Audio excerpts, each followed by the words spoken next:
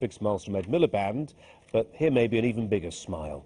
Let's have a look at it. Nigel Farage. The smile belongs to Nigel Farage, leader of the UK Independence Party in Westminster. Tell us why you're smiling, Nigel Farage. Oh, it's been a good night for UKIP. Right across England and in some pockets in Wales, we've seen our vote share rise by 6% from this time last year, and that is very significant.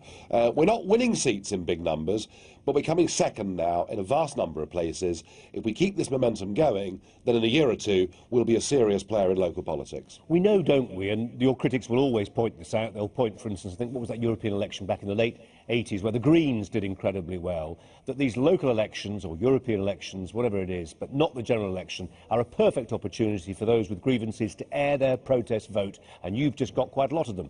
Well, look, we know that in European elections, with UKIP, it's not been a one-off. In 2004, we came third across the UK. In 2009, we came second across the UK.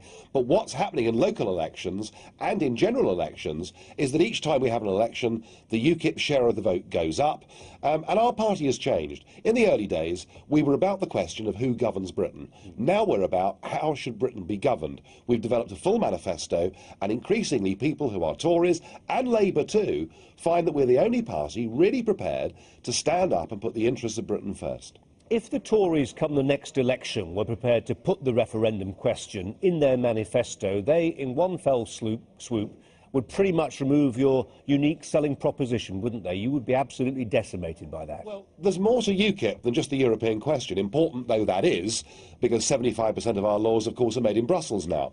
But we're the party saying, let's stop the open border to the whole of Eastern Europe and let's control immigration. We're the party saying that green taxes and building wind turbines all over the country is complete madness. We're the party saying, let's give every child in this country the opportunity to go to a selective secondary school. So, you know, it's a lot more than Europe. This is about the way we want to be governed, and this is about a rejection of a political class, Labour, Conservative and Lib Dem, who look the same, sound the same, and frankly, there isn't much difference between them. You weren't competing in every ward by your own admission. Do you, as a party, have the wherewithal, the infrastructure to take on the big boys?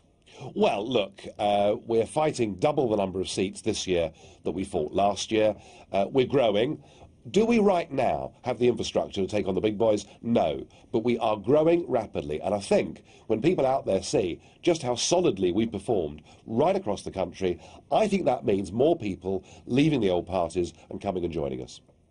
OK. Nigel Farage, thanks very much indeed for your thoughts this morning. UKIP having a very good night overnight. 14% of the poll going